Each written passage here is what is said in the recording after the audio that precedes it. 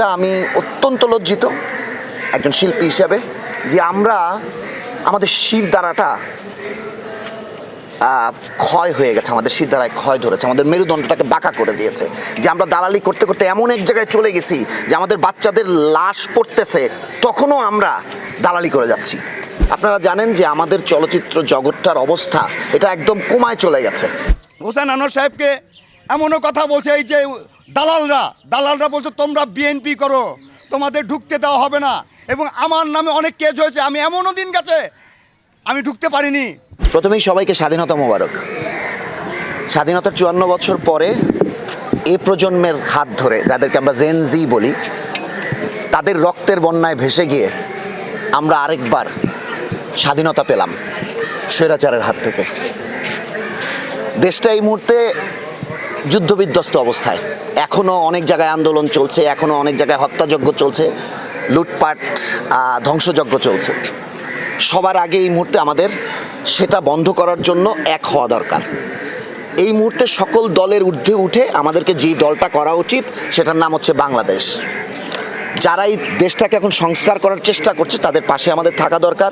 আমাদের সেনাবাহিনী, নৌবাহিনী, বিমান বাহিনী এবং যে অন্তর্বর্তীকালীন সরকারটা হতে যাচ্ছে তাদের পাশে থেকে আমাদেরকে আগে দেশের একটা সঠিক দিশা খুঁজে বের করা দরকার, বাংলাদেশ যাতে ঘুরে দাঁড়ায়। এবার আসি চলচ্চিত্রের কথায়। আপনারা জানেন যে আমাদের চলচ্চিত্র জগৎটার অবস্থা এটা একদম কমায় চলে গেছে। এফডিসির দিকে তাকালেই আমরা জানতে পারি, এবং সমগ্র সব সেক্টরের মতো সব চলচ্চিত্র সেক্টরটা একদমই ডুবে গেছে, এবং গত 18 বছর ধরে এটার কোনো প্রপার সংস্কার হয় নাই। চলচ্চিত্রের প্রত্যেকটা জায়গায় সেন্সর বোর্ড বলেন, জুরি বোর্ড বলেন, শিল্পকলা বলেন, সংগঠনগুলোর নেতৃত্ব বলেন, সব জায়গায় দলীয়করণ হয়েছে, এবং যারা আসলে সঠিক নেতৃত্ব দেওয়ার কথা ছিল তারা দেয় নাই। যারা দিচ্ছে তারা দলের স্বার্থে দিচ্ছে। একটা দেশের চলচ্চিত্র সেই দেশের আয়না, এবং আমরা যারা এই শিল্পটার সাথে জড়িত, আমরা শিল্পী। তো আমাদের আসলে এই মুহূর্তে এসে এইসব দালাল এবং এইসব দলীয় লোকগুলার ঊর্ধ্বে উঠে আমাদেরকে আমাদের সঠিক মানুষগুলোকে রাইট জায়গায় বসাতে হবে, যাতে দেশের আয়নাটা ফকফক করে, আমরা যাতে দেশের কথা বলতে পারি, আমরা যাতে চলচ্চিত্রর মাধ্যমে আমাদের দেশের সংকটের কথা বলতে পারি, আমাদের দেশের গল্পগুলা বলতে পারি।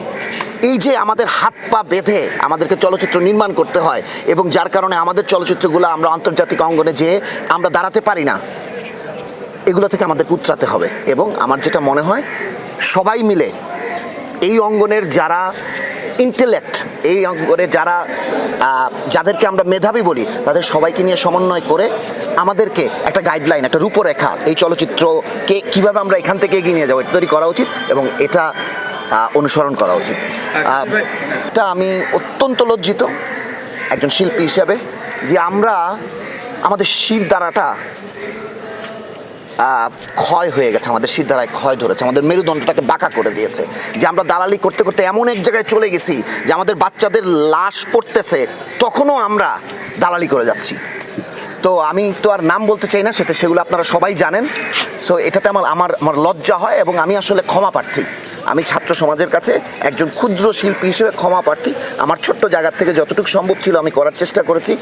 আজকে আমাদের এই দেশ নতুন করে স্বাধীন হয়েছে, তার জন্য আমরা কৃতজ্ঞতা জানাই এবং শ্রদ্ধা জানাই ওই শহীদ ছাত্রদের, যারা আজকে অক্লান্ত পরিশ্রম করে এই দেশ আবার স্বাধীন করেছে। আজকে এই এফডিসিতে অনেকেই ছিল, আমাকে, আমার নেতা শানু সাহেবকে, আলম সাহেবকে, রানা ভাইকে, এই হোসেন আনোয়ার সাহেবকে এমনও কথা বলছে, এই যে দালালরা বলছে তোমরা বিএনপি করো, তোমাদের ঢুকতে দেওয়া হবে না, এবং আমার নামে অনেক কেস হয়েছে, আমি এমনও দিন গেছে আমি ঢুকতে পারিনি। কেন ঢুকতে পারিনি? কিছু দালাল ছিল, এই দালালগুলা আমাদেরকে সবসময় কষ্ট দিয়েছে।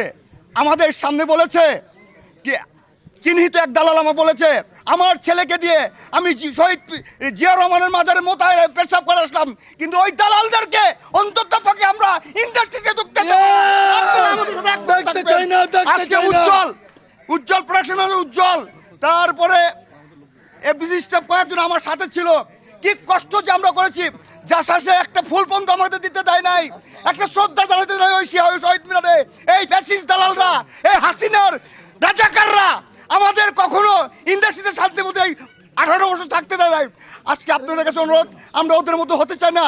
আমরা শান্ত শৃঙ্খলাভাবে আমার শহীদ প্রেসিডেন্ট জিয়াউর রহমান যেভাবে আজকে এই দেশ পরিচালনা করে গেছে, ঠিক সেইভাবে আমরা শান্ত শৃঙ্খলাভাবে আমরা এই দেশটি পরিচালনা করবো। আমাদের নেতৃত্ব দেবে সিনা সাহু সাহেব, শানু সাহেব, সাইমন তারেক, আলম ভাই, এজরানা সাহেব, হোসেন আনোয়ার সাহেব, বদরুল খোকন সাহেব, এরা আমাদের নেতা থাকবে। আমরা বড় কোনো দালাল চাই না, কোনো দালাল ইন্ডাস্ট্রিতে ঢুকতে পারবে না, এইটাই আজকে শপথ করতে হবে। ধন্যবাদ।